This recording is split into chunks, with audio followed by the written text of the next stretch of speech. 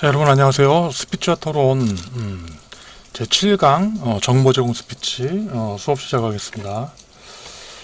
자, 이제 정보 제공 스피치와 설득 스피치 요 것이 이제 우리가 스피치 네 가지 유형 중에서 가장 기본적인 두 유형이라고 우리가 몇 주 전에 수업 시간에 얘기를 했을 겁니다. 개괄적 목적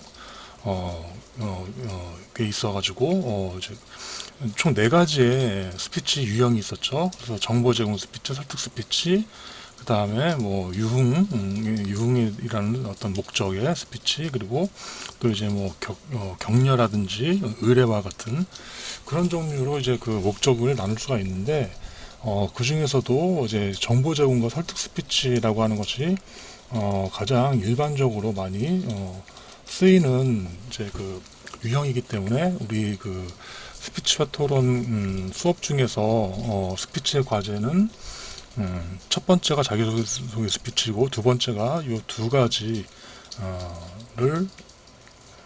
실습으로 대상으로 삼고 있습니다. 그런데 그래서 원래 정보 제공 스피치나 설득 스피치 둘 중에 하나를 선택하는 방식으로 실습이 진행되어 왔었는데, 가면 갈수록 뭐랄까 좀 그 지난 그 목적에서 배웠다시피 정보 제공 스피치보다는 설득 스피치가 훨씬 더 어려울 것이다라고 하는 어떤 그 고정관념이 있어서 대체로 거의 정보 제공 스피치를 주로 선택하는 그런 경향들이 나타났었습니다. 실제로 보면 정보 제공 스피치가 인식 제고 단계이고, 설득 스피치는 그걸 떠나서 거기에서 넘어서서 좀 이제 실제로 이제 사람들의 태도라든지 아니면 행동까지 변화시키는 그런 측면들을 이제 담고 있기 때문에 설득 스피치가 훨씬 더 어려울 거다라고 생각을 하겠지만, 그러나 그 사실 자세히 이제 들여다보면 정보 제공 스피치가 그렇게 만만한 것은 아니라는 것을 여러분들이 아셔야 됩니다. 왜냐하면은 이 정보라고 하는 것은 사실 우리가 이제 그 옛날처럼 그렇게 뭐 미디어가 그냥 4대 매체 정도 그 정도에 불과했다라면 참 그 4대 매체에서 다루지 않는 다양한 정보들이 상당히 중요한 이제 역할들을 많이 했고, 그렇기 때문에 그런 정보들은 를 이제 그 제공하게 되면은 상당히 다른 사람들이 잘 몰랐던 사실을 알게 되는 그런 일들이 많았었는데, 지금은 워낙에 미디어가 발달하다 보니까 사실 웬만한 정보는 그냥 휴대폰으로 몇 번 검색만 해봐도 바로 나오게 되죠. 그렇기 때문에 사실 이 정보라고 하는 것이 청중들에게 관심을 불러일으키고 좀 이렇게 솔깃하게 할 만한 그런 이제 그 부분들이 못 된다라는 것이죠. 그렇기 때문에 우리가 정보를 제공한다라고 하면 정말로 좀 이제 그 함의가 있고 통찰력이 있는 그러한 어떤 정보를 파악하지 않으면은 청중들에게 별 효과가 없다라는 겁니다. 그래서 오히려 설득보다도 정보 제공이 더 어려울 수도 있다 하는 그런 부분들이 있고, 그렇지만은 이제 그 계속해서 이제 또 우리 학부대학 그 교수님들이 또 이제 거의 뭐 다년간의 경험을 통해서 나름대로 이제 그 생각하시는 부분들이 이런 겁니다. 그러니까 정보 제공 같은 경우는 또 특히 인문사회 계열과 이제 그 자연 계열, 이공 계열 쪽에 그 명륜캠과 수원캠의 특징이 이제 전공 특징이 우리 학교는 특히 두드러지는데, 그래서 인문 쪽에서는 아무래도 많이 다양하게 정보를 제공하고 하는 이런 부분들은 좀 더 익숙한 반면에, 자연 계열이나 이공 계열 같은 경우는 좀 이런 식의 정보를 이렇게 그 발표하고 하는 부분들이 좀 익숙하지가 않다. 그렇기 때문에 이제 이런 부분들에 있어서 많이 익숙한 인문사회 계열 학생들은 설득 스피치를 좀 하는 것이 더 효과적일 것이고, 교육 목적상 효과적일 것이고, 이공계 쪽이나 자연과학계 쪽, 수원 캠퍼스 쪽에서는 좀 정보 제공을 하는 것이 더 효과적이다, 효율적이다라고 생각을 하셔도 그렇게 좀 배치를 좀 그렇게 한 바가 있습니다. 물론 뭐 모든 이제 그 모든 인사캠이나 모든 자연캠, 수원캠 학생들이 모두 그런 건 아니지만, 그러나 전반적으로 그런 방침으로 지금 가자라고 하는 그런 것들이 있어서 우리 수업에서도 지금 여러분들에게는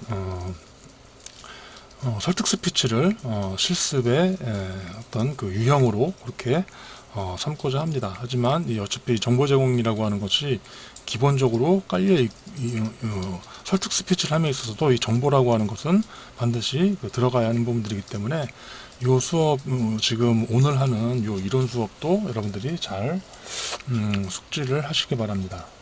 그래서 이 데이터라고 하는 요런 부분들은 사실은 이제 지금 이 사례는 우리 교과서에 있는 건 아닙니다. 이거는 이제 뭐 굳이 말하자면 마케팅 영역 쪽 그쪽에 있는 이제 부분들인데 거기서 보면 이제 정보라고 하는 거를 좀 세 분류를 잘 해놨어요.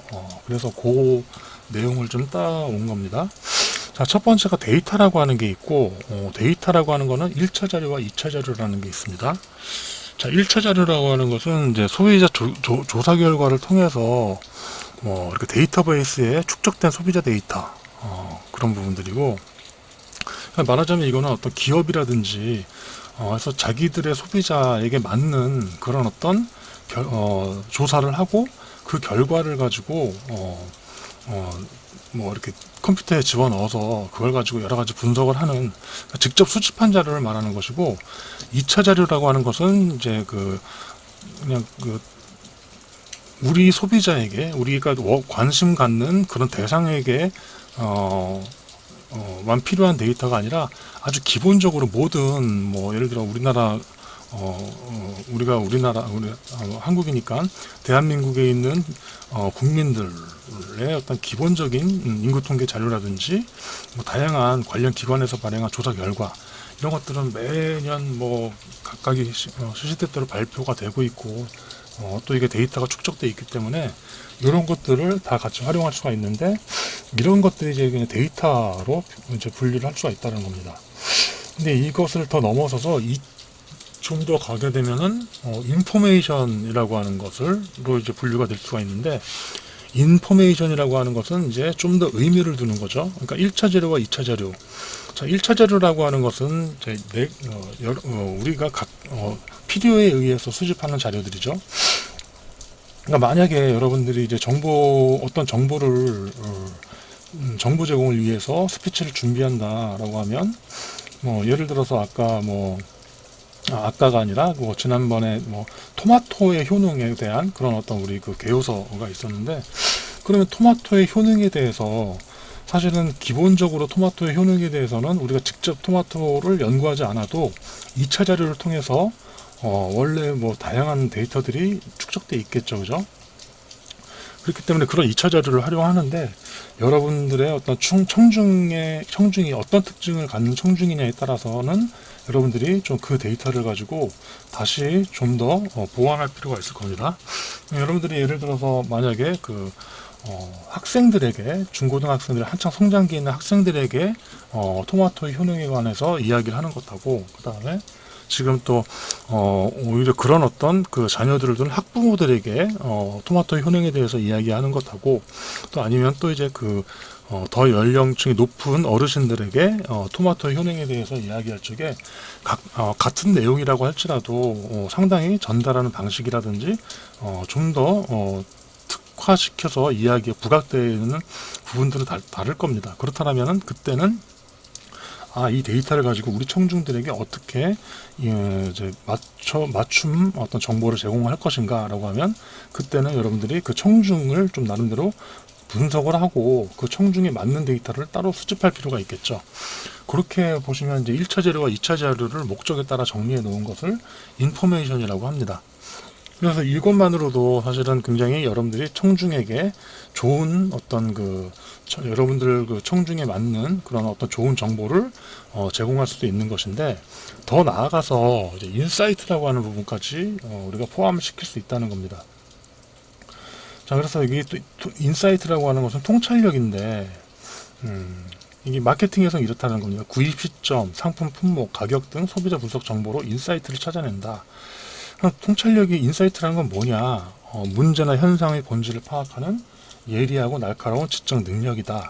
이렇게 정의를 낼 수도 있겠고, 특히 또 아니면 사건이나 현상의 내면을 관통해서 숨겨진 의미를 파악하는 능력이다. 그러니까 여기서 보시면 뭔가 통찰력이라고 하는 것은 그냥 외면에 드러난 어떤 그런 것들이 아니라 뭔가의 본질, 숨겨진 본질인 거죠. 숨겨진 의미, 내면, 뭐 이런 어떤 키워드들이 있습니다.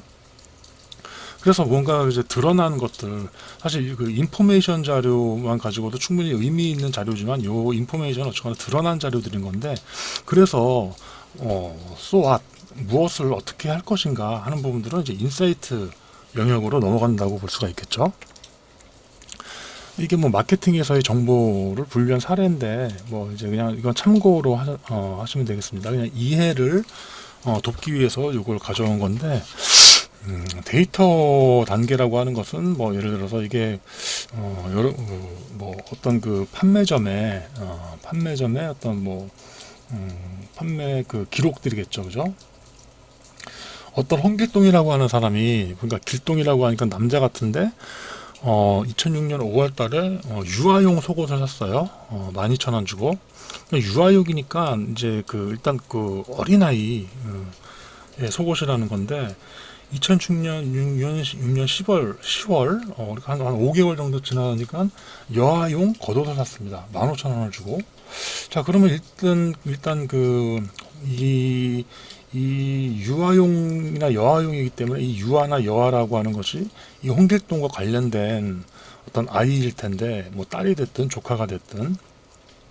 자, 근데 2006년도에는 5월 달에는 이제 유아였는데 2006년 10월 달에 여아용이라고 하는 것을 보니까, 이때는 아마 어쩌면은 임신을 한 이제 부분들이기 때문에, 아니면은 그렇기 때문에 유아용 이제 우리 일단 속옷을 미리 준비를 했을 수도 있겠구나. 이제 사실은 어떨지 모르겠지만, 근데 이제 막상 이제 그 사이에 5월에서 10월 사이에 아기가 태어난 거죠. 그랬더니 여자아이가 태어난 거예요. 그러면 이제 여아용 겉옷을 사러 왔구나. 15,000원 좀 올랐어요. 그리고 내년 4월, 이듬해 4월에, 거의 이제 한 1년 조금 안 되게, 아니, 이제 한 7, 8개월 정도 됐나? 여아용 속옷을 또, 겉옷이 아니라 속옷을 샀습니다. 근데 또 속옷은 19,000원을 주고 샀어요. 자, 이런 가상의 데이터가 있다고 볼 적에, 정보는 첫 돌쯤 때는 딸아이의 아빠로서 2만원 이내에서 6개월에 한 번 정도 딸의 옷을 구입한다. 이렇게 되어 있죠. 이거는 요렇게 방금 우리가 유추해 볼 수 있는 내용이었고, 그래서 자, 그렇다면 이걸 가지고 또 어떤 걸 예측해 볼 수 있냐면은 6개월 이후 또 한 번 딸을 위해서 옷을 구입할 가능성이 있고, 가격은 2만원 내외 정도일 거다. 그러니까 최소한 이거보다 더 높아질 수도 있다라는 거겠죠. 6개월 이후에 또 한 번 딸을 위해서 옷을 구입할 가능성이 있다. 라고 하는 부분들, 사실 그래서 요런 부분들까지도 한번 이제 마케팅적인 영역에서는 여기서는 이제 아까 제가 말했던 청중들을 대상으로 한 정보가 아니라, 요것은 마케팅 사례이기 때문에 기업을 위한 이제 인포메이션이겠죠. 그러니까 기업에 대해서 요런 어떤 가능성을 우리가 예측해 볼 수 있겠다. 이게 반드시 맞고 틀리고는 뭐 알 수가 없지만, 그러나 이런 데이터를 통해서 이런 것들을 한번 예측해 볼 수가 있는 것이고, 통찰력 같은 경우는 이제 왜라는 질문을 던지는 거죠. 그러니까 왜 이럴까? 뭐 외출북이 아닐까? 뭐 딸을 예쁘게 보이고 싶은 것은 아닐까? 그래서 2만 원이 넘는 가격으로 구입할 가능성이 있지 않을까? 뭐 이런 이제 다양한 방식으로 이제 이 데이터를 가지고 최대한의 어떤 통찰력을 뽑아낼 수 있다라는 겁니다. 그러면 이 통찰력을 가지고 기업의 입장에서는 이것을 통한 다양한 이제 그 정보들을 제공할 수가 있겠죠. 그러니까 여기서 정보라고 하는 것은 이제 이 소비자 홍길동에게 이제 광고를 한다는 의미겠죠. 뭐 요즘 식으로 말한다면 이제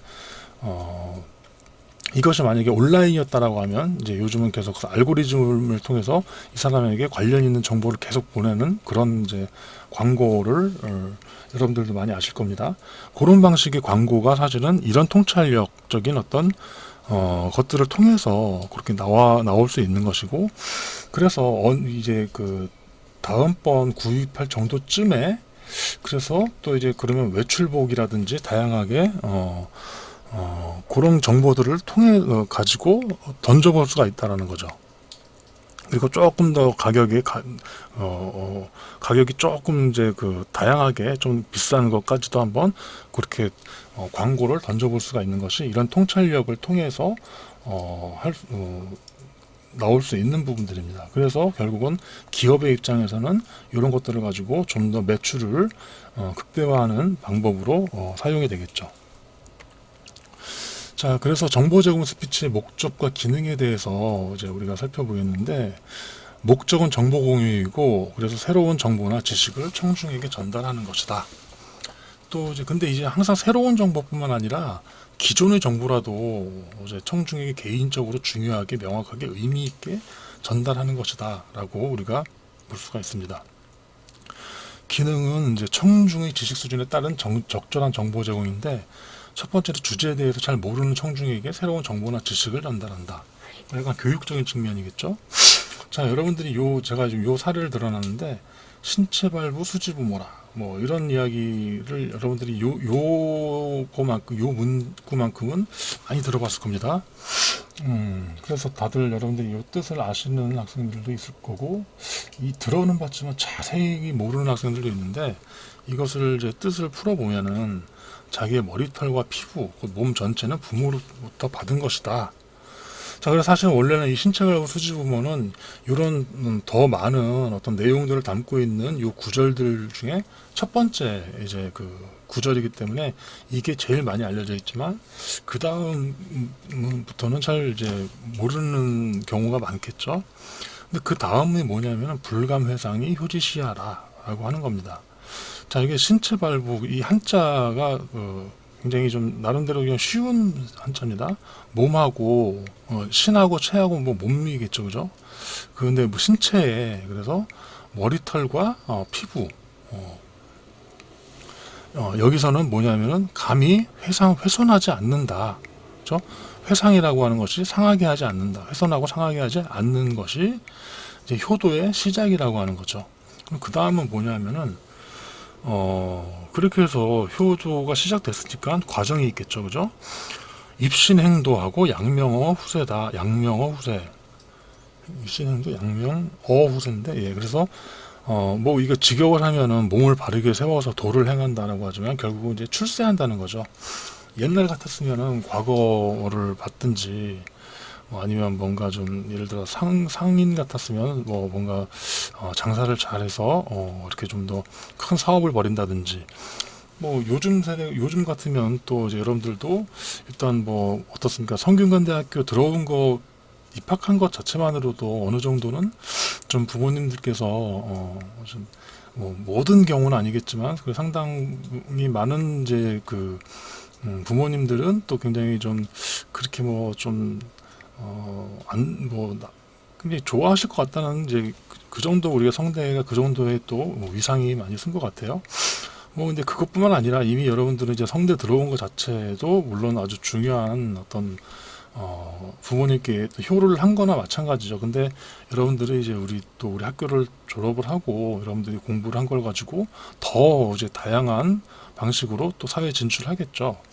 그렇게 해서 옛날식으로 하는 것처럼 과거급제하는 것처럼 여러분들이 뭐 고시를 쳐서 요즘은 뭐 사법시험 없어졌지만 뭐 행정고시라든지 이런 것들을 쳐서 뭐 아니면 법전원에 다니면서 해서 뭐 검사 변호사 뭐 아니면 뭐 이렇게 정부의 5급 뭐 사무관 뭐 이렇게 행정관으로 이렇게 들어가는 것도 사실은 굉장히 큰 출세라고 볼 수가 있겠고, 여러분들이 대기업 들어가서 혹은 아니면 뭐 또 다양하게 창업을 하든지 해서 요즘도 출세라고 하는 거는 다양한 방식으로 있겠죠. 자, 그렇게 되면은 이제 이 여러분의 이름을 이제 후세에 알리는 건데, 자, 그래 여러분들의 이름을 후세에 알릴 정도로 여러분들이 출세를 했다는 것은 뭐냐 하면은 결국은 이현부모라는 거죠. 자, 그래서 여러분들이 출세한 게 왜 효도에 들어가느냐? 바로 부모의 이름을 알리기 때문입니다. 자, 그래서 여러분들이 그런 얘기 있죠. 뭐 사실 엄친아니 뭐 이런 얘기들도 사실은 엄마 친구 아들 뭐 그런 뜻이죠. 그러니까 어 마치 그 굉장히 잘난 어떤 사람이라는 거잖아요. 그래서 잘난 누구의 이야기를 하면 엄친아라고 하는 게 항상 엄마 친구의 아들을 뭐 엄친 딸, 엄마 친구 딸들은 다 저렇게 다 잘하고 좋고 막 그냥 그렇다더라는 얘기인데 결국은 여러분들이 잘나고 여러분들이 정말 좋은 어떤 그 결과를 성과를 수행하면은 결국 부모님의 이름이 높아진다는 겁니다.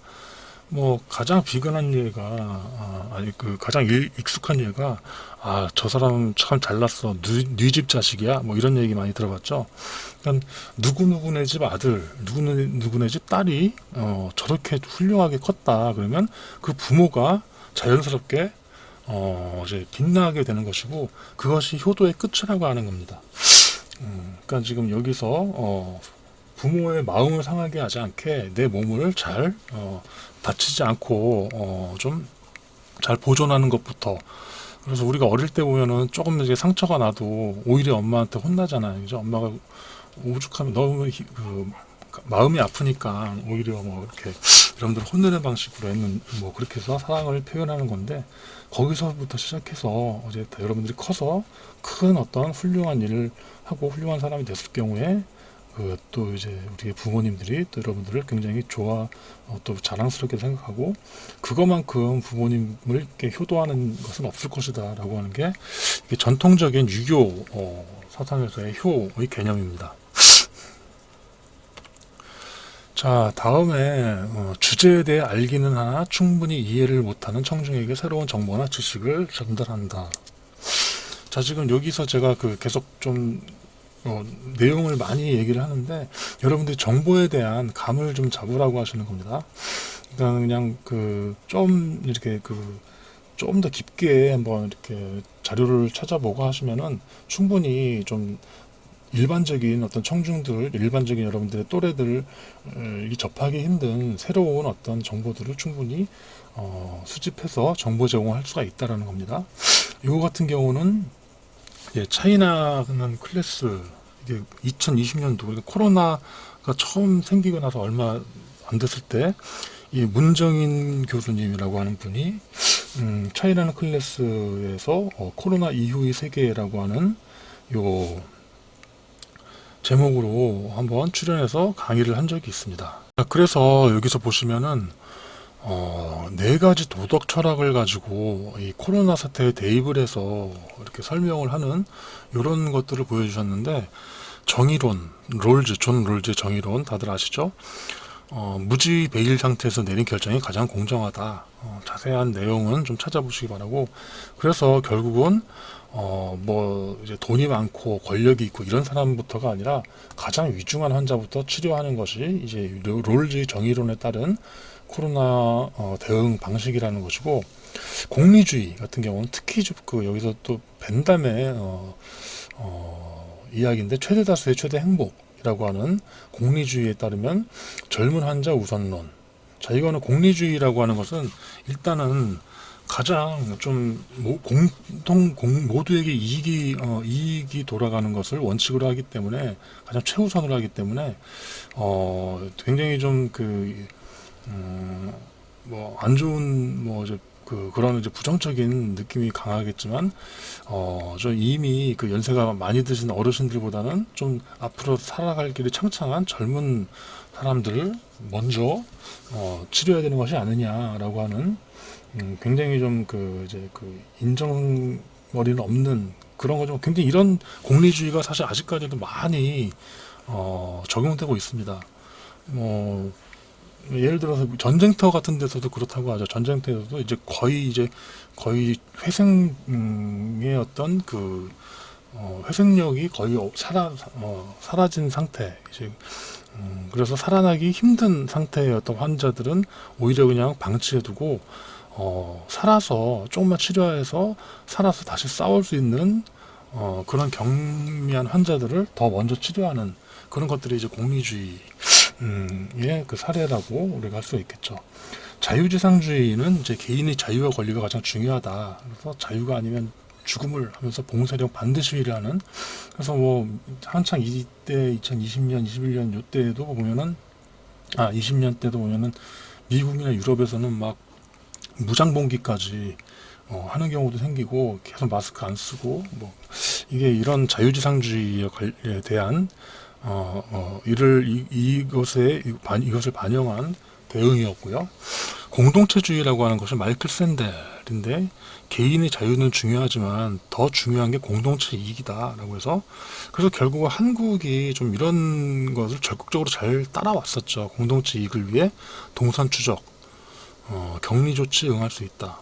그리고 더군다나 많은 자영업자분들이 사실은 굉장히 이것을 어, 자기 정말로 자기 희생이고 어떻게 보면 정말로 살신성인이라고 할 수 있을 정도로 본인들은 그렇게 좀 많이 힘들었지만 그래도 이 공동체를 위해서 그냥 묵묵히 따랐는데 이제 이것이 최근에 와서는 이제 터지게 된 거죠. 더 이상 이제 뭐 그야말로 마지노선 어, 네, 마지노선 뭐 배수의 진 뭐 이 상태까지 간 거니까 그래서 이 부분은 지금 뭐 예를 들어 이렇게 이거는 한번 읽어보십시오. 정의론이라 요거를 제가 지금 이렇게 그 TV에서 차이나 클래스에서 이렇게 정리된 것을 제가 앞에다 표로 정리한 겁니다. 근데 이제 이 공동체주의에 대해서 보면은 결국은 한국의 코로나 대응이 롤즈의 정의론과 마이클 샌델이 공동체주의를 합한 거다. 그래서 결국은 공동체 이익을 위해서 동산 추진 격리 조처에 응할 수 있고 자, 그렇기 때문에 롤즈적인 관점으로 따진다면은 이게 뭐 돈이나 권력이 많다고 해서 위중하게 한다든지 뭐 음압병실이라든지 이렇게 하는 게 아니라 그냥 단지 증상에 따라서 음압병실이냐 생활치료센터냐를 가게 한다는 것 자체가 사실은 이제 롤즈의 모델에 입각한 그런 어떤 대응이라고 볼 수가 있겠고 이렇게 뭐 자기 이렇게 뭐 동선 추적 이런 것들을 다 허용한다는 게 사실 미국이나 유럽에서는 이런 한국의 대응이 참 있을 수 없는 일이라고 많이들 생각을 하죠. 어떻게 개인의 정보를 그렇게 국가가 요구한다고 함부로 줄 수가 있느냐. 근데 우리 한국은 굉장히 그런 부분들이 를 굉장히 잘 받아들였던 것 같고 그래서 이제 뭐 초반에는 굉장히 우리나라가 방역에 있어서 선진적인 모델을 보였다. 굉장히 좋은 평가를 받았는데 지금은 이제 뭐 거의 이제 이런 조치 자체가 코로나가 워낙에 다양해지고 변이가 생기고 하다 보니까 이제 더 이상 옛날처럼의 어떤 그런 효과가 없는 것이겠죠.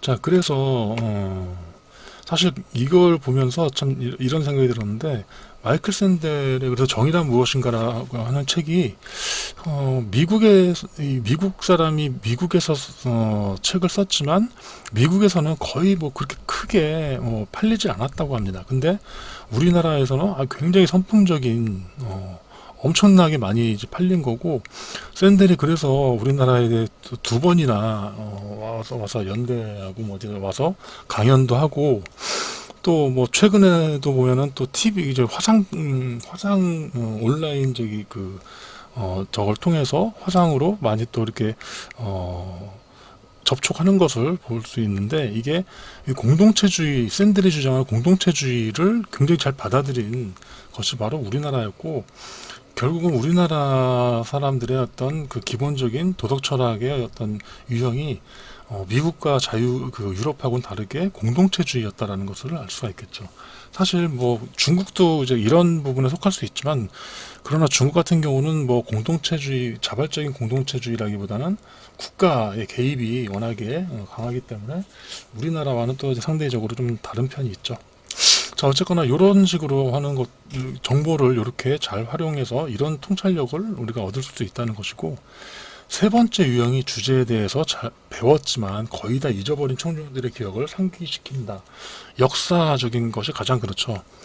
옛날에 뭐 많이 중고등학교 때 많이 배워보고 달달달 외우고 뭐 그랬겠지만은 수능 지나고 나가지고 거의 이제 기억에서 사라지게 되죠. 더군다나 여러분들은 아직까진 그래도 좀 기억에 남아 있을 수 있겠지만 여러분들이 뭐 이제 점점 더 취직하고 또 살아가고 또 이제 뭐 하다 보면은 많이 이제 또 기억에서 사라지는 부분들이 있는데, 그런 것들을 다시 한번 상기시키게 되면은 그때는 한번 배웠었기 때문에 다시 한번 여러분들이 그 정보 제공을 통해서 상기시킬 경우에 더 큰 어떤 그 뭐랄까 좀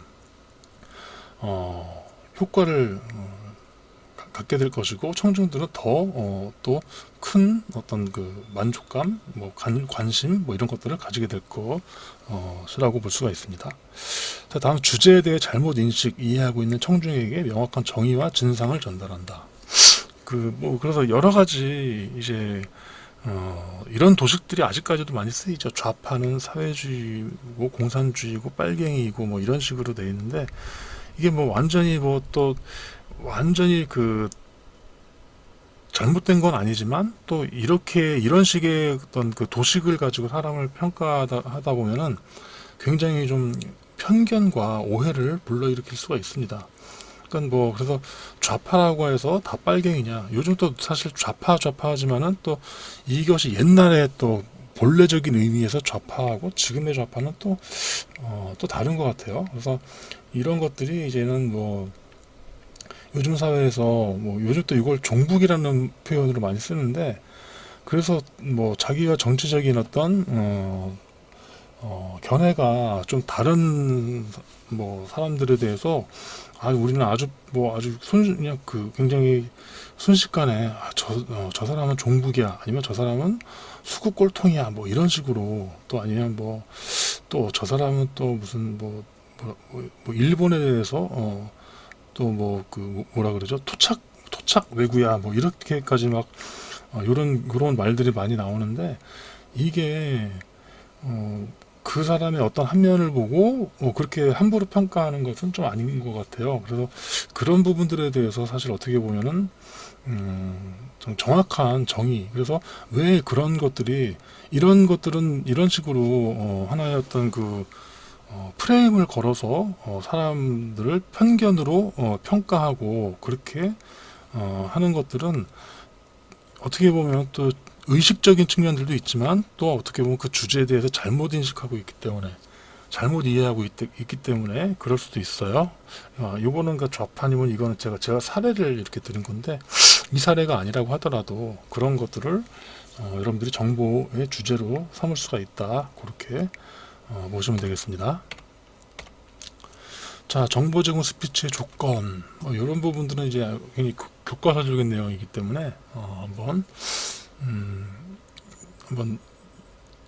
짚고 내려가 보겠습니다. 정확하고 객관적이어야 한다. 당연하죠.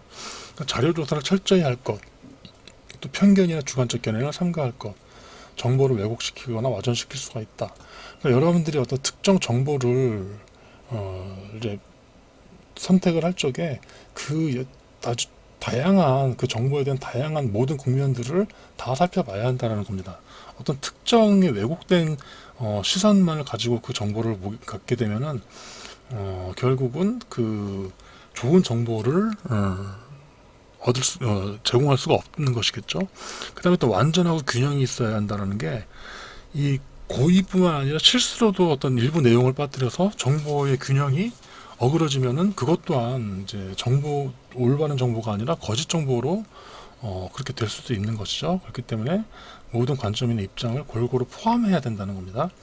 자, 잘 알아봐야 되고, 그래서 자료 조사를 철저히 한 다음에 모든 관점이나 입장을 포함을 해서 특히 시사적인 내용일 경우에 이런 어떤 주제에 대해서 이런 입장도 있고 저런 입장도 있는데, 그러나 여기서 우리가 특히 좀 유념해야 될 거는 특히 이런 부분들인 것 같다라든지, 그렇게 해야지 어느 한쪽의 방향만 제공해서는 안 된다는 겁니다.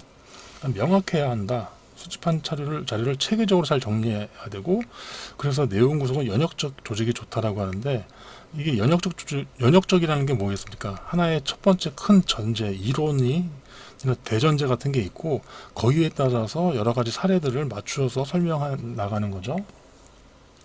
귀납이 반대고, 근데 이제 정보 제공 같은 경우는 좀 연역적 조직이 좀 더 좋다고 하는 게, 왜냐하면은 자칫 귀납이 될 경우에 귀납적으로도 충분히 좋은 어떤 정보를 제공할 수 있죠. 예전에 봤던 그 우리 아이디어 조직법에서도 인과적 조직 해가지고 연역적 조직, 귀납적 조직이 있는데, 이 귀납적 조직은 잘못하면은 이제 그 너무 앞에서 이제 중구난방이 될 수가 있고, 자칫 잘못하면. 그렇기 때문에 아주 잘 활용하면 귀납적 조직도 충분히 장점이 있지만, 그러나 어느 하나의 큰 대전제를 깔아놓고 거기에 맞춰가지고 이야기를 풀어나가는 방식들이 좀 더 좋다라고 하는 얘기를 하는 겁니다. 이게 더 체계적일 수 있다는 거죠. 유용해야 한다. 청중의 욕구를 잘 파악할 것. 근데 사실은 어떻게 보면 이게 가장 중요한 것 같아요. 그러니까 청중들이 결국은 이 정보를 얼마나 관심을 갖고 잘 들을 것인가라고 하는데, 일단 청중들이 여기에 대해서 유용성을 느끼지 않는다라면은 아무리 정확하고 아무리 균형이 있고 명확한 이제 정보 제공 스피치라고 할지라도 별로 들으려는 마음이 잘 안 들겠죠. 그래서 얼마나 유용한 것인가, 이 유용성이 사실은 가장 중요한 조건이라고 볼 수가 있을 것 같습니다. 자, 기법인데 정보 제공 스피치는 지루할 가능성이 있기 때문에 동기를 부여해서 관심을 집중시키고, 그래서 기억을 향상시키는 이런 교육의 원리를 적용하는 것이 효과적이다. 동기부여는 정보가 주는 혜택을 알려준다. 그래서 정보가 청중의 욕구를 충족시킬 수 있음을 보여준다. 제가 처음에 말씀드린 것처럼 요즘 같은 세상은 자기가 뭐 알고 싶은 정보는 바로 핸드폰으로 그냥 톡톡톡 건드려도 바로 나오기 때문에, 사실 그 정보가 뭐 별로 청중들에게 어떤 그 욕구를 충족시키려 하는 정보가 아니라면은 뭐 외면당하기 쉽겠죠, 그죠? 그렇기 때문에 또 그런 어떤 동기부여를 잘 하는, 살 수 있는 주제를 잡는 차원에서는 오히려 정보 제공 스피치가 훨씬 더 어려울 수도 있다. 그 내용을 제가 말씀드린 거고, 관심 집중 및 기억 향상에도 여러 가지가 있는데, 뭐 강렬한 인상을 남긴다. 강한 언어나 생생한 이미지를 사용하는 거죠. 이게 결국은 글쓰기에도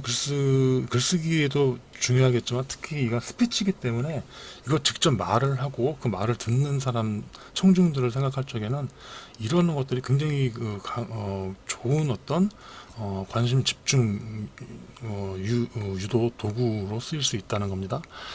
가슴이 오싹하다, 오열을 터뜨리다, 백문이 불여일견이다, 아니면 다양한 또 도구를 사용해서 이런 인상을 잘 강렬하게 남기면은 집중을 더 시킬 수가 있겠고, 또 반복법, 이거는 우리가 또 이제 언어적 표현에서도 봤던 것처럼, 그래서 그 문성근의 연설에서도 봤던 것처럼 이렇게 수사법을 다양히 반복법, 대꾸법, 대조법 이런 것들을 통해서 강한 인상을 줄 수도 있고, 또 이제 뭐 경이로움을 주는 어휘나 문장 이런 것들도 고사성어나 명구 등을 통해서 또 굉장히 좀 관심을 끌 수가 있겠죠. 그래서 이런 게 서론에서도 보면 이런 것들을 사용하자, 그런 이야기도 했었는데, 예를 들어 치모나간이라고 하는 요 내용, 이거가 사실은 제가 한번 사례를 들어보긴 했지만, 여러분들이 이 사자성어를 아시는 분들이 얼마나 있을까 모르겠네요. 근데 이게 무슨 뜻이냐 하면은 물고기가 추락을 하고 그다음에 기러기가 떨어진다. 침수당할 때 침이고, 떨어진다 할 때 낙자죠, 그죠? 이게 뭐냐면은 어떤 미인이 예를 들어서 물가에 자기 얼굴을 비춰보기 위해서 비춰보고 있었더니, 그 미인이 너무 예뻐서 물고기가 깜짝 놀라서 팍 튀어올랐다가 다시 떨어지는 그런 현상이 있었다. 또 이제 기러기가 날아가다가 미인을 보고 나서 정신이 아득해져서 이렇게 떨어졌다, 이렇게 하여간 거의 좀 굉장한 이제 그러니까 이런 표현, 과한 표현이지만, 그러나 오히려 이런 표현들이 사실은 또 굉장히 사람들을 재밌게 만들면서도 또 더 의미를 명확하게 해주는 경우가 있는 것 같아요. 미인을 나타내는 말이 치모나간입니다. 이거 말고 화용월태라고 하는 것은 꽃과 같은 용모 때문에, 용모와 그 다음에 달 같은 자태, 자태다 뭐 이런 것이고, 폐화수월이라는 것도 있습니다. 그거는 폐화, 이거 말하자면 꽃이 이쁜데 꽃이 그냥 자기를 폐하다, 그러니까 뭐 고개 숙일 정도로 미인이다. 수월, 또 달도 마찬가지로 달이 자기를 가릴 정도로 뭔가 좀 미인이다. 그런 이야기들도 있고 뭐 다양하게 많습니다. 그리고 소년이로 황단성이다 라고 하는 것은 또 이제 여러분들이 또 이건 논어에 나오는 말인데 이걸 또 아는 학생들도 있을 것이고, 이거는 사실 우리가 도덕 시간이나 윤리 시간에 다 배워봤을 것 같은데, 이게 어떻습니까? 소년은 쉽게 늙고 그다음에 학문을 이루는 것은 어렵다. 그러니까 이게 사실은 이제 공부는 항상 어릴 때 소년일 때 해야 되는데, 그러나 시간이 너무 빨리 간다는 것이고, 소년은 그러니까 쉽게 늙는다는 것이고, 그러니까 시간이 쏜살같이 흐른다는 것이고, 학문은 근데 굉장히 이루기가 어렵기 때문에 결국은 이거는 부지런히 공부해야 된다, 뭐 그런 뜻입니다. 근데 이런 것들을 여러분들이 정보 제공할 적에, 그래서 어떤 뭐 예를 들어 어떤 뭐 자격증 뭐 무슨 아니면 무슨 어떤 공부에 대한 뭐 그런 정보를 제공한다든지 뭐 그럴 적에 뭐 이런 것들을 서론에 집어넣을 수도 있겠죠. 그래서 굉장히 이제 공부하는 게 쉽지가 않지만, 또 그러나 그렇다고 또 너무 뭐 이렇게 하다 보면은 순식간에 세월이 흐르기 때문에 열심히 해야 된다, 뭐 그럴 수도 있겠고, 근묵자흑이라고 하는 것도 묵 근처에 가면 검어진다 라고 하는 거겠죠. 그러니까 뭐 그냥 유유상종이다, 굳이 말하면 유유상종인데 그 중에서도 부정적인 측면의 유유상종을 근묵자흑이라고 볼 수가 있습니다. 그 밖에 변화를 주거나 대비를 시킨다, 뭐 목소리를 변화시킨다든지, 그러니까 잔잔하게 하다가 갑자기 어느 순간에 확 커지는, 그 문성근의 그 연설에서도 이런 부분들이 좀 있었죠. 상반되는 것을 나란히 제시를 한다. 이런 것들, 내용을 청중의 삶과 연관시킨다. 이게 사실 굉장히 좀 좋은 부분인 것 같아요. 그러니까 청중들이 봤을 적에 뭐 흥미는 느낄 수 있지만 내 삶하고는 전혀 관계가 없다라고 느끼게 되면은 별로 뭐 어떤 관심도가 떨어지겠죠. 근데 그렇기 때문에 이게 당신들의 삶과 무관한 게 아니야 라고 하는 것을 충분히 연관을 시킬 수가 있습니다. 그렇기 때문에 그런 것들을 했을 경우에 훨씬 많은 관심을 불러일으킬 수가 있다는 얘기입니다. 그럼 정보 제공 스피치의 준비 과정은 뭐 이렇습니다. 정보 수집 단계, 청중, 장소, 주제, 연사가 원하는 청중의 반응. 자, 이런 거는 우리가 또 많이 했었죠. 이렇게 앞에서도. 정보 조직 단계는 주요 아이디어 서너 개가 적당하다. 이것은 이제 사실 정보 제공이나 설득 스피치가 5분이기 때문에 한 서너 개 정도를 이야기를 한 건데, 그래서 지난번에 그 자기소개 스피치 때 보면 여러분들이 보통 2개에서 한 3개 정도를 좀 그 주요 아이디어를 구성을 했던 것 같고, 한 4개까지 하면은 3분 안에 끝내기는 힘들죠. 3개도 사실은 팍팍한데, 이거는 5분 정도이기 때문에 서론 결론 빼고 나면 한 3, 4분 정도를 이렇게 하기 위해서는 주요 아이디어 하나당 1분이라고 했을 때 서너 개가 적당하다라고 볼 수가 있겠죠. 전달 연습 단계는 발표 장면을 상상해 본다. 사실은 이제 이 연습을 하는 것은 기본적인 것이고, 발표 장소에 직접 가볼 수 있으면 좋죠. 그러니까 여러분들이 지금 대면 수업 같으면 여러분들이 다음번에 실습이 잡혀 있다 그러면 그 우리 강의실에 미리 한번 가서 다 체크를 해보는 것, 그게 굉장히 중요합니다. 그러니까 이건 나중에 여러분들이 염두에 두시면 되는데, 예를 들어 흔히 하는 실수 중에 하나가, 자, 본인은 맥 컴퓨터를 사용했어요. 그래서 맥 컴퓨터에서 그 작업을 한 걸 가지고 그냥 이제 당연히 이거는 난 준비만 잘하면 되니까 하고 직접 학교든지 어디 발표장에 갔더니 윈도우 시스템인 거죠. 그러면 뭐 못 여는 겁니다. 요 사례를 제가 지난번에도 잠깐 얘기했던 것 같은데, 그렇기 때문에 하여간 그런 것들을 다 주도면밀하게 준비를 해야 합니다. 그리고 스피치의 주제 및 유형인데, 이것도 뭐 딱 다 모든 것이 여기에 속하는 건 아니지만 가장 일반적으로 이런 부분들에 속하는 거라고 볼 수가 있겠죠. 교육이라고 하는 것, 어떤 임무, 업무 과제를 실시하는 방법을 상세하게 알려주는 것. 식품점에서 돈을 절약하는 방법, 반신욕을 효과적으로 하는 방법, 이런 것들. 자, 시범. 이게 사실은 또 시범은 더 청중들의 관심을 불러일으키기가 좋은 겁니다. 왜냐하면은 그냥 그 말이나 아니면 뭐 PPT 영상 이런 거 통해서 간접적으로 보여줄 수도 있지만, 가장 기본적인 거는 좀 이렇게 직접 보여주면 좋겠죠. 그러니까 기본적인 요가 동작 이런 것들은 실제로 우리가 예전에도 보면 이런 뭐 연기예술학과 학생이었나 아니면 그 무용학과였나 이렇게 의자를 빼서 간단한 요가 동작을 이렇게 보여준 학생들도 있었어요. 자, 그러면 서술인데, 서술이 이제 그 어떤 현상, 객체, 사람 개념에 초점을 맞춰서 이야기하는 것. 묘사라고 하는 것은 그렇게 그림을 그리듯이 말해주는 것이고, 세계적인 관광지인 제주도의 미, 그래서 현대 여성의 특징, 이렇게 해서 묘사를 하는 것이 있고, 정의라고 하는 것은 용어나 개념이나 가치관 등이 무엇인지를 밝혀주는 것.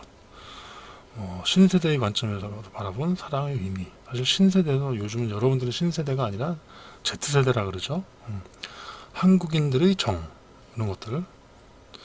설명은 견해, 쟁점, 사건 등에 대해서 외형적인 현상보다는 배경이나 원인을 알려주는 것. 한국인에게 흔한 위암의 원인, 대통령 탄핵안이 국회를 통과하게 된 배경, 이런 것들. 이런 것들을 이렇게 다양하게 정보 제공을 하는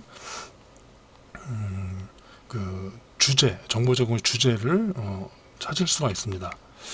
자, 요것도 지금 한번 한 4분 30초 정도 되는데 한번 보는 게 나을 것 같아요. 한번 보겠습니다. 어떤 사람이 망원경을 갖고 이탈리아로 귀국했다는 거예요. 망원경은 1608년에 네덜란드의 안경공인 리페르 쉐이라는 사람이 만들었어요. 그리고 1609년에 누군가 갖고 들어왔는데 귀족들도 너도 나도 갖고 싶으니까 하나씩 주문합니다. 근데 이 사람들이 그 망원경으로 뭐 했냐면 적의 동태를 살피든지 아니면 숲에서 뛰어노는 노루를 구경하든지 아니면 건너편 성에 있는 아가씨를 훔쳐보는 데 썼습니다. 근데 유일하게 딱 한 사람이 그 망원경으로 하늘을 봤어요. 바로 갈릴레오입니다. 갈릴레오는 이 망원경으로 하늘을 보다가 목성에서 4개의 달을 발견합니다. 이거 되게 충격적인 일이었어요. 아니, 목성에도 달이 있을 수 있지, 왜? 그게 뭐 대단한 일이라고? 정말 대단한 일입니다. 왜냐하면 아리스토텔레스 선생님이 뭐라 그랬냐면 모든 천체는 지구를 중심으로 돈다 그랬거든요. 모든 천체가 지구를 중심으로 돌아야 되는데 목성을 도는 천체가 4개가 있는 거예요. 아리스토텔레스 선생님의 권위에 엄청난 상처가 나온 겁니다. 그러니까 그전에는 첨동설도 맞고 지동설도 맞고 잘 모르겠어 둘 다 설명이 되는데 이쯤 되니까 어떻게 해요? 지동설로 결정을 해도 되는 상황이었죠. 그런데 지동설을 주장했다가 불타 죽은 사람도 있거든요. 근데 감히 그 이야기를 어디서 하고 다닐 수가 없는 거예요. 근데 마침 1623년에요. 갈릴레오의 오랜 친구였던 우르노바 8세가 교황으로 즉위했습니다. 그러니까 어떻게 해요? 안심이 돼요. 설마 내 친구가 나를 불 끄워 죽일 일은 없잖아 생각이 드는 겁니다. 그것도 마침 목성에서 달을 4개 발견했잖아. 그 달에다가 메디치 가문의 상징과 연결해가지고 메디치의 별이라고 이름을 붙여줘요. 그러니까 메디치 가문에서 이 사람이 어떻게 해요? 귀엽잖아요. 기특하잖아요. 그래서 자기네 가문의 수학자이자 철학자로 고용을 합니다. 그러니까 갑자기 안정적인 직장도 생겼죠. 우르노바라고 하는 교황 친구도 생겼죠. 겁날 게 없죠. 그러니까 이때부터 여기저기 다니면서 지동설 이야기를 하게 됩니다. 그러면서 1632년에 두 우주 체계에 대한 대화라는 책을 쓰는 거죠. 사람들에게 이 책을 알려주려고 하는 거예요. 지동설을. 갈릴레오의 두 우주 체계의 대화가 1632년에 났으니까 그때부터도 무려 200년 이상이나 금서로 나왔던 거예요. 그리고 갈릴레오는 종교 재편을 받고 연금을 받았습니다. 그리고 그 다음에도 끊임없이 지동설을 주장한 사람들은 감옥에 가야 했어요. 이 어두움 속에서 오죽하면 갈릴레오 살아야 되니까 누구에게 구원을 청합니다. 바로 자기의 스폰서인 크리스티나 공주에게 편지를 쓰는 거예요. 성경은 하나님의 말씀입니다. 자연은 하나님의 작품이고요. 그러니까 신과 자연은 대립할 수 없어요. 그런데 마치 대립하는 것처럼 보인다면 그때는 과학은 자연에 대한 문제에서만큼은 신학보다 우월합니다.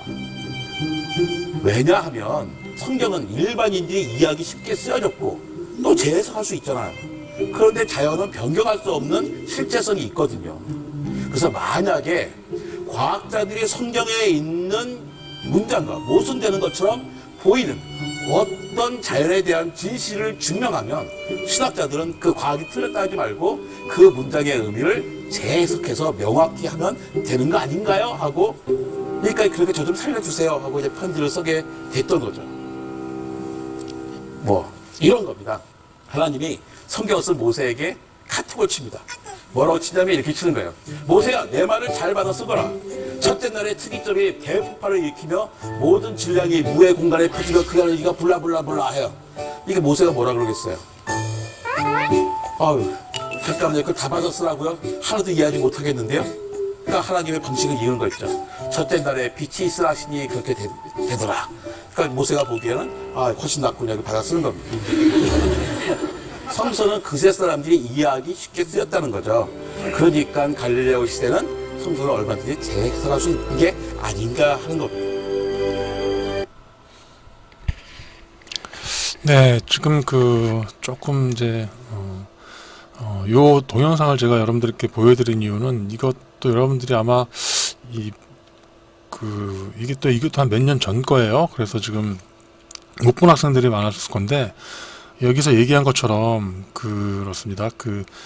이 정보라고 하는 것이 사실은 이 동영상에서 이제 이정모 관장이라고 하는 분이 사실은 이제 그 당시 지동설 이야기를 하면서 그렇게 그것을 어떻게 해석을 해야 되는가 하는 부분들 그거를 이제 갈릴레오 사례를 통해 가지고 이렇게 재미나게 얘기를 했는데 그렇기 때문에 이 이야기는 사실 우리가 아까 처음에 얘기했던 정보, 예를 들어 잘 몰랐던 정보를 새롭게 알게 해준다든지 아니면 기존의 정보를 새롭게 해준다든지 상기시킨다든지 이런 다양한 관점에서 봤을 적에 청중들이 가장 관심을 불러일으킬 만한 것들을 그런 방식으로 청중들이 이해하기 어려운 내용들을 얼마나 잘 전달할 수 있는가 할 때 그런 부분들을 얼마나 우리가 좀 잘 반영할 수 있는가라고 하는 측면에서 좀 귀감이 되겠다 싶어서 제가 소개를 이렇게 해드리는 겁니다.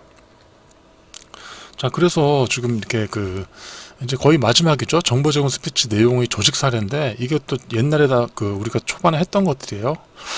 그러니까 이순신 장군의 일대기로 하게 되면은 시간적 조직법인데 이순신 장군의 업적 이러면 공간적 조직법이 될 수가 있겠죠. 그 다음에 이순신 장군의 리더십 하면 소재별 조직법 이렇게 되어 있습니다. 그러니까 이런 것들이 이 모든 것이 완벽하게 이순신 장군을 다 말하진 않지만 그러나 가장 중요한 특징들을 다 포함하고 있죠. 그렇기 때문에 이것 말고도 더 다양한 점이 있지만 사실은 이런 내용들만 가지고도 충분히 이순신 장군을 다양한 면을 좀 잘 전달할 수 있다. 그럴 적에 이순신 장군이라고 하는 하나의 주제만 가지고도 일대기, 업적, 리더십이라고 한정을 지으면서 시간적, 공간적, 소재별 어떤 다양하게 정보 제공을 구성할 수 있다는 겁니다. 마찬가지로 프리 프로덕션 같은 경우 영화 촬영 직전까지 단계, 이건 시간적 조직법. 근데 또 영화 촬영 촬영 단계에서는 또 이제 소재별 조직이면서 시간적 조직이 결합되어 있는 거죠. 연출부, 촬영부, 조명부는 각각의 소재지만 또 그러나 이제 연출, 촬영, 조명이 또 시간적으로도 이렇게 먼저 배치를 해서 할 수가 있다라는 거고. 포스트 프로덕션 같은 경우는 또 이제 영화 촬영이 끝난 후에는 또 시간적 조직, 편집, 홍보, 판매 이렇게. 그래서 이런 것들은 하나의 좀 이제 정보 하나의 주제라고 할지라도 이렇게 각각의 소재별로 해가지고 다양하게 다양한 조직을 할 수가 있다라는 겁니다. 그러니까 여러분들이 이제 적어도 한 5분 스피치를 정한다면 이런 방식으로 하나, 둘, 세 개, 사실 이 안에 내용까지도 굉장히 너무 많겠지만 다양하게 이렇게 조직법을 잘 활용하면은 훨씬 더 청중들에게 관심 있는 정보를 제공할 수 있을 것 같습니다. 이것들도 중독 예방을 위한 대책들과 관련된 쟁점은 소재별, 셧다운제와 관련된 찬반 조직법, 그 다음에 또 재즈의 용어, 소재별 조직법, 연주 스타일 측면에서의 어떤 재즈 개념정의, 이렇게 다양하게 조직을 할 수가 있다. 그런 내용들이 있습니다. 그래서 여러분들이 정보 제공, 사실은 요번에는 근데 이제 우리가 실습을 설득으로 하기 때문에, 설득 스피치에 대해서 여러분들이 실습을 준비를 하지만, 그러나 이 정보 제공에 있는 내용이 충분히 된다라고 하는 점에서 오늘 이제 수업한 내용도 잘 숙지하시고 활용하시기 바랍니다. 자, 그러면 내일 모레 또 우리 설득 스피치에 대해서 또 수업을 하도록 하겠습니다. 저 고생 많았습니다.